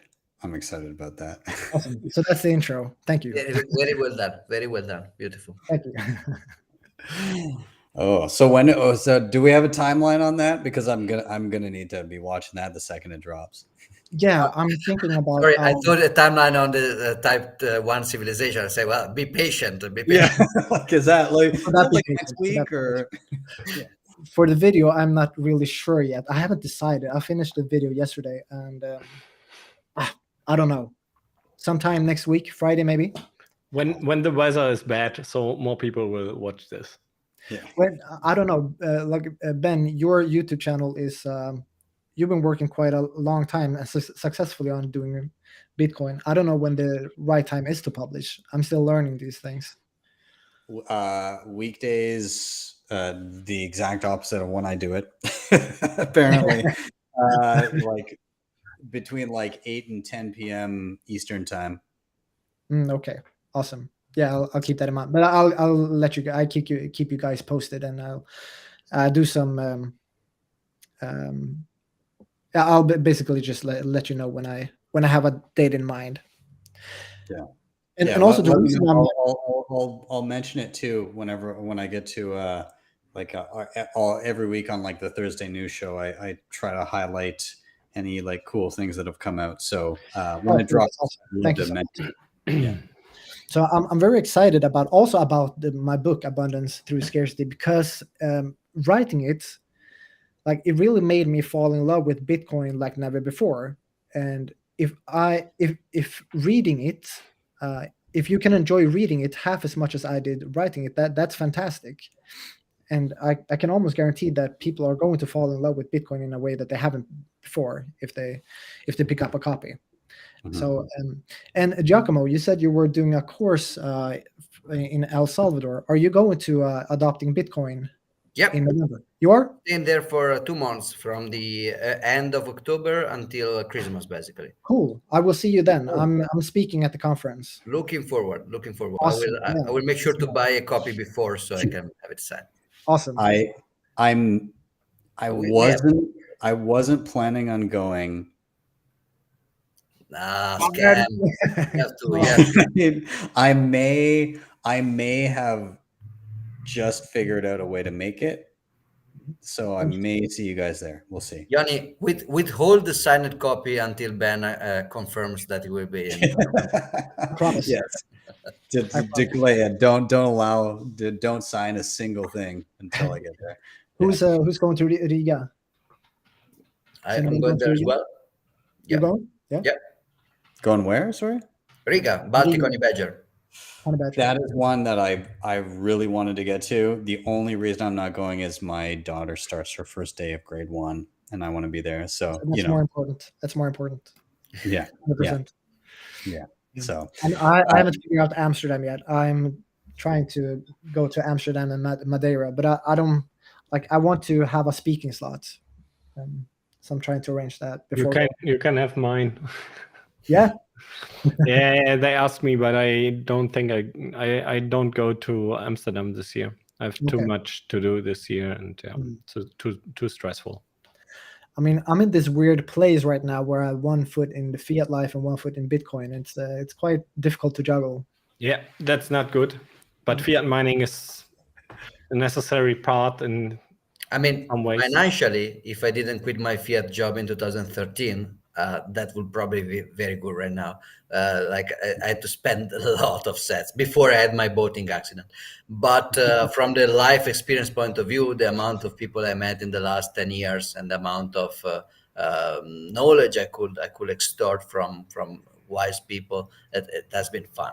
So yeah, I think that leaving fiat job is a very financially reckless but personally enriching experience. Yeah. Agree. I Yeah. agree. Yeah, 100%. I mean, but leaving a fiat job assumes that you may or regretting leaving a fiat job assumes that you would maintain the level of understanding of Bitcoin that you have right now with enough conviction to continue to stack with your fiat income. And I'm not convinced that many of us would have the level of knowledge that we have, like if we hadn't fully If you committed. don't go full in with your life as well, it's harder to study it. That said, I mean, also think that what kind of fiat job you're doing also matters, because like something like medical doctors, the amount of advocacy and the amount of maybe like personal investment you may have in something like that is different. I was like technology consultant. I mean, fuck it, let's do Bitcoin. Yeah. But I also like it a lot. I really like what I do, so it's difficult for that reason as well. Yeah. And I think one way to go full Bitcoin is to do what you can do better and start to try to serve more the Bitcoin community, get paid in sets for what you do. Yeah. So like the Bitcoin doctor may be a thing eventually if you manage to find a way to scale it. We need the trusted doctors, especially in these times. you need to link up with like Crowd Health or something. Yeah. I think the lesson here is once you go stack, you never go back is probably the way to say it. All right, gentlemen. I'm gonna start. I know Roman, you're on a time crunch here, and we're kind of reached our time. I'm gonna start rounding out here really quick. I also want to give a shout out to Yellow because the halving party is coming. We were talking about travel, so those of you that get down to El Salvador in April, that's happening as well, and I will be there, so I'm looking forward to it. But nonetheless, I like to round out the show a certain way. Roman, I know you're quick. I'll go to you first, but basically at the end of every show, I just quickly go through any final thoughts you may have. Also, I try to get, if you happen to have a recommendation, I love to get that too. So recommendation, what I mean is literally anything, whether it be like a piece of advice that you've learned just through being in Bitcoin for an extended period of time, something you wish others knew that you maybe didn't when you were starting, or it could be a piece of content. It could be a device or an app or something that you think is interesting, a piece of news, something that you think people should check out that is worth their time. So I'll start with my final thoughts and recommendation, and then I'll toss it to Roman next. But final thoughts, honestly, Ioni, I'm so glad that we wrapped with your topic because I love diving into that kind of like almost cosmic realm of thinking of like where is humanity headed, that greater picture, and it's particularly relevant to me right now where you're talking about like this collapse feeling, and I get it more, to be honest, when I visit Europe. And the reason I say that is because I see the difference in architecture. I see things that were built by people who were building them not for themselves, not for their children, but for generations that they would never meet. And then I go home and I see things that were built on debt that will be repaid by generations they will never meet. And you can't get a further contrast than that. And we need to get back to the former in order to achieve what you're alluding to. And I'm so literally getting goosebumps when you're talking about this. it's Spot on. it's my wife, like, she's, hats off to Mrs. Sessions, because she's fallen down the rabbit hole hard. And when we get into conversations like this, and we get traveling and we go to these places, and we're like, there's these buildings that are standing that are thousands of years old, and they were built to withstand the collapse of empires. And yeah, like, yes, there's lots of ruins, but there's also lots of things that are still standing. And then you get home and they repaved the road 2 years ago and there's potholes. We're no longer building for things to last 10,000 years. We're building for things to last decades to possibly centuries. Yeah, And that is a radical shift in time preferences, in mentality. So that is a decline of our psychology.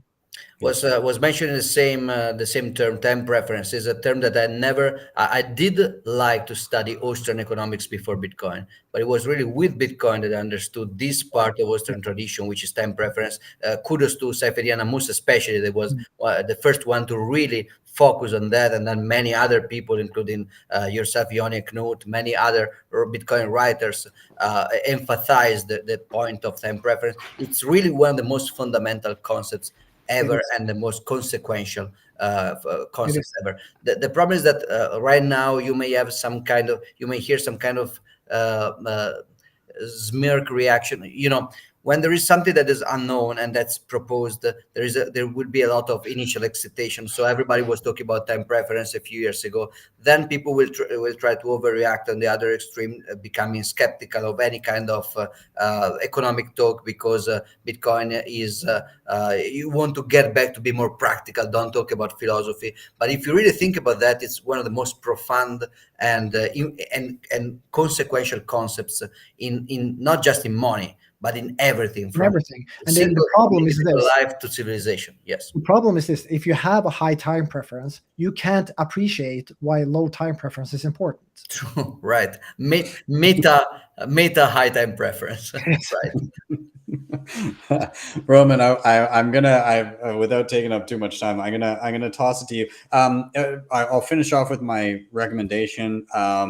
We were talking a little bit earlier about how, like, when shit hits the fan, when you're in a pinch, you're going to wish you were better prepared than you were. Take self-custody. That's step one. I know, and anybody watching this is going to already have Bitcoin, but if it's not your Bitcoin, it's not your Bitcoin. Figure out self-custody, set up a wallet, get some hardware. That's it. That's my recommendation. Roman, I'm going to toss it to you. Any final thoughts, recommendations? Take it away, man. Yeah.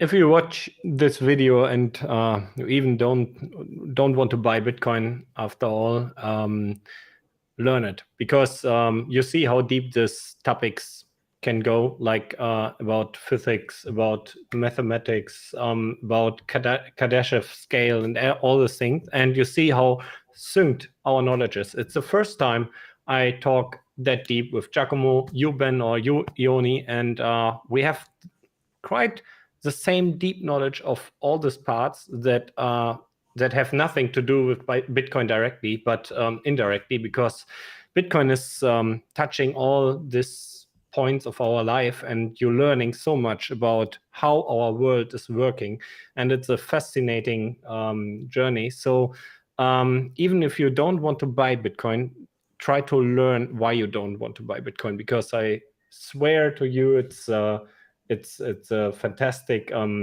feeling to see all the stuff and growing this need of knowledge in your brain. It's amazing. Love to hear it, man. Awesome. Thank you. Giacomo, I'm going to toss it to you. Final thoughts, recommendations. Go ahead. Redundant, but yeah, self-custody is the first step. Eventually, I think that people will have to pay attention to non-KYC way to buy Bitcoin, and the way to increase privacy by mixing, and to use Lightning, because eventually high fee will arrive. But the very first step is don't allow people to scare you into thinking that backing up 12 words is too much for you. You can write and read alphabetical writing, which took like millenniums for becoming a widespread practice. People could not do that usually up to a century back from now. So you can do very complex things. So you can back up 12 words in a way that you don't lose them and other people cannot easily access them. You can. And if you can do that, you can create the first barrier against attacker, including legal attackers like nation states and illegal attackers like common burglars.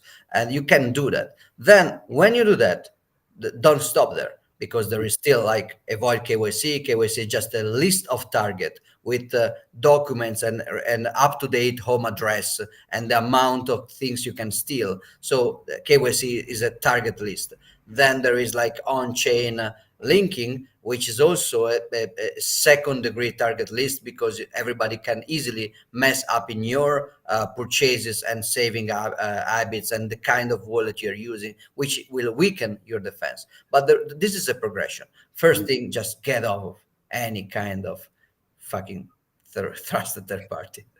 I like that. Also, conveniently, if you figure out non-KYC, it makes the on-chain stuff that much easier.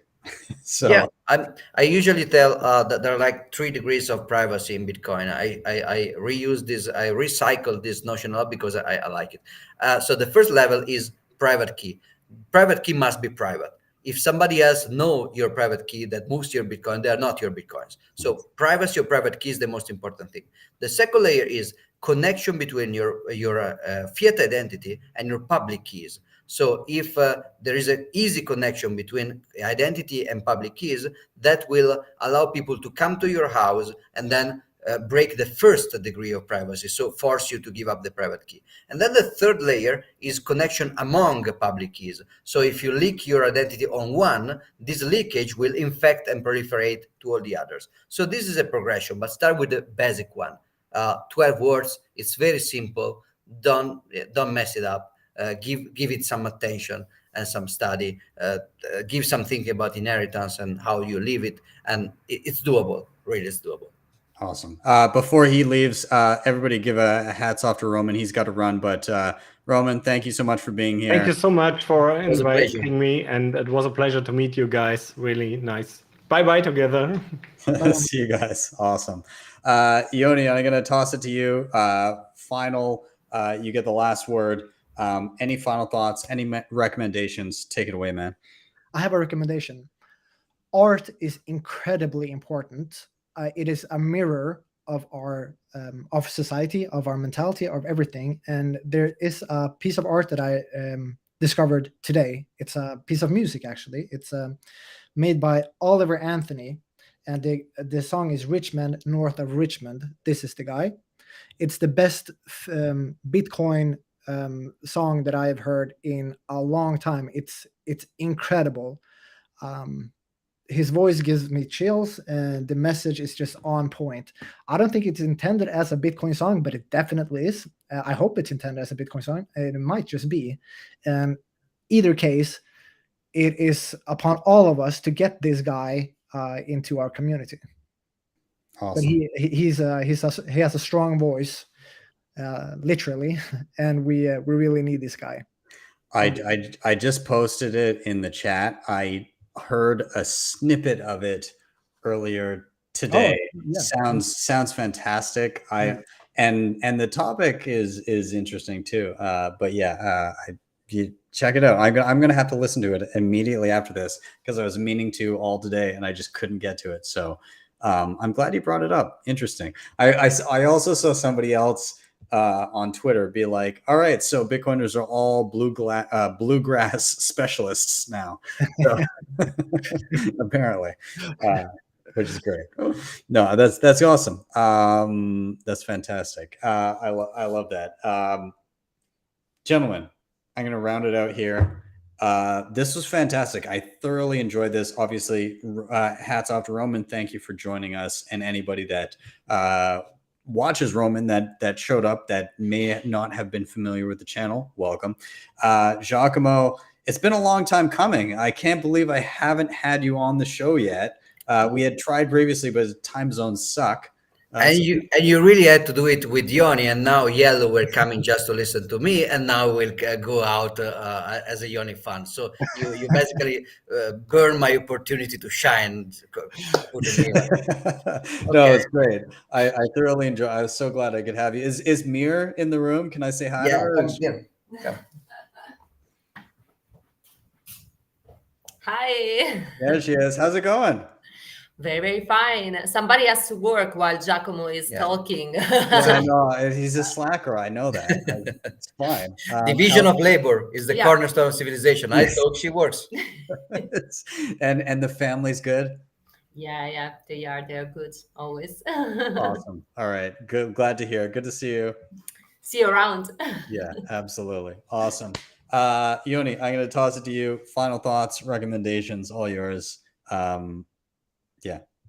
I already did that. Oh, sorry. I'm getting confused because I'm talking to Giacomo. Oh, I'm sorry. You see, even you want to give double the spice to Ioni. I know. Everybody's just turning extra recommendation, all of that. Anyways, well, that's awesome, guys. Again, I really appreciate your time. This was a hell of a rip.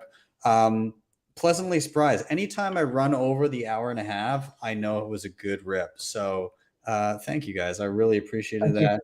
And I'm glad, Ioni, I'm glad that I got to meet you in Prague. I hopefully will see you again soon. I definitely will cross paths with you. Giacomo, I will see you as well soon. Maybe in El Salvador or later on.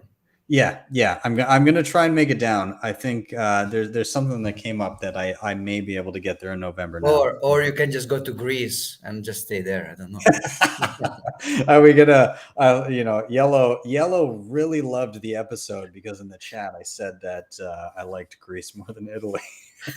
You know what my problem is? Sorry, I'm going to keep this going for a second. Giacomo, maybe you can enlighten me on this. My problem was this time around, I did all of southern Italy. Previously, I did all of northern Italy. And then I heard somebody here say just recently, it's like two different countries in a single country. Is that true? It's even more than that. Italy is a very fiat concept. Italy never really existed. It was like a patchwork of very different places, from a southern kingdom to the Vatican state, to the northern communes and some part of Austro-Hungaric Empire. So it's totally made up concept.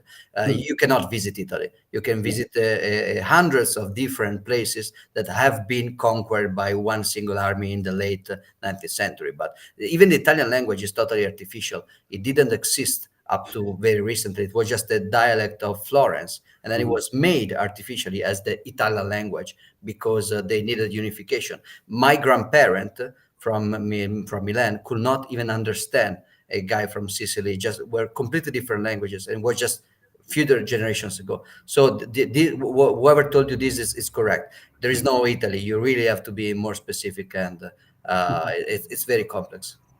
Also, Yellow comments on how southern Italy is very Greek influenced, and funny enough, actually, once I got to Syracuse, I actually quite enjoyed that, and there was a lot of Greek influence there. Temples everywhere, and there is still right now Greek kind of efficiency in the infrastructures and bureaucracy. I also noticed that. I've quite enjoyed the trip. Nonetheless, I really enjoyed Italy. It's fantastic. This is actually my last night here. I fly to Malta tomorrow, and then Malta for a few days, and then to London to visit a friend, and then home. But nonetheless, I thoroughly enjoyed both. I think Giacomo, just for you, I will say, I really I enjoyed a lot of the northern parts, and then I enjoyed when I went south, and south I mean like anything like south of Rome. I enjoyed, and I don't know if sorry, not Malta, Matera. Is that south of Rome? Yeah, it is south of Rome. It's Okay. Basilicata. Yeah. So I quite enjoyed Matera, and then also Syracuse, Syracusa. How do I say that? Yeah, Siracusa, perfetto. Okay, Syracusa. Palermo, not so much. It's a hard city. Like probably it's like you visit Baghdad. I mean, it's historical, it's good, but probably not. It's also ugly in a way, but you can eat in a way that's incredible. Can you? Okay, so you missed it out. If you didn't eat great in Palermo, you did something wrong. Yeah, well, we're here for a very short time, so we got a lot of good stuff in Syracuse, but yeah. Anyways, I'll stop with the talk. Anyways, I'm going to be seeing some Malta Bitcoiners very soon. Adam back, I'm gonna hang out with him a little bit. I'm looking forward to that. So, anyways, gentlemen, thank you so much for your time. I appreciate you. Love everything. Everybody watching, if you can, go give them a follow. Their Twitter handles are in the show notes, and then from there you can find all the stuff that they're doing. And Ioni, I will as soon as you drop that video, I will share the ever living shit out of it. So can't wait. Awesome. Bye, Thanks, everybody. guys. Bye. Have a good one. Thank you for this. Cheers. All right, everybody. Thank you so much for watching. What a blast. That was a great I really enjoyed that one. So glad to have all these gentlemen on. Roman, again, who I just met at BTC Prague. Ioni also met at BTC Prague. And Giacomo, I'm going to tell you a quick story. First time I saw him in person was at Baltic Honey Badger, which is coming up, by the way. If you haven't been there, if you're close to Riga, if you can get there, it's awesome. I would be there if it wasn't my daughter's first day at a new school, but family takes precedent. Obviously, that's going to take precedent, but I do plan on being there next year. Nonetheless, first time seeing Giacomo in person, I was at Baltic Honey Badger the night before. I had been out with Madex, Francis Pouliot, and another guy from Bull Bitcoin, and we were out till 7 a.m. I managed to pry myself out of the hotel room just in time to sit front row for Giacomo speaking. And we made eye contact just as I lost consciousness in the front row temporarily, and then bobbed up and realized that I don't know if Giacomo even remembers it. I should have mentioned it when he was online here. But anyways, that happened. I definitely passed out while watching Giacomo speak in Riga. So it's a damn miracle that he came on the show. Either way, it was a blast. Absolute pleasure. Thank you guys again so much for watching. As always, like, subscribe, share, all those things. They really do help a ton. Of course, you can help out in another way. You can hit up the previously mentioned sponsors. They're in the show notes all down below. You can also hit up my website, btcsessions.ca. Ton of free information there, but of interest if you need some help. Additional help on top of the free tutorials on YouTube. You can book me for one-on-ones in Zoom or Google Meet or whatever you prefer. You can also, if you really like what you see, you can drop me a tip, a tab that says tips on my website, btcsessions.ca. That'll take you to my personal BTC Pay server, and you can drop sats there, on-chain, Lightning, whatever you like. You can send me a cuck buck, a coffee. You can help me run my voltage node, or pay for my streaming software, or help with getting hardware to review and all that kind of stuff. So nonetheless, that is all there for you. But if you want to help in just a very simple way, just hit that like button. That goes further than you believe, and give it a share on whatever your social media is. And that goes way further than you would imagine. And if you're not subscribed, please do, because that helps a ton. Anyways, guys, I'm going to wrap up here. Thank you guys so much for being here, and have a wonderful day or evening, wherever you may be. See you guys next time for your daily session.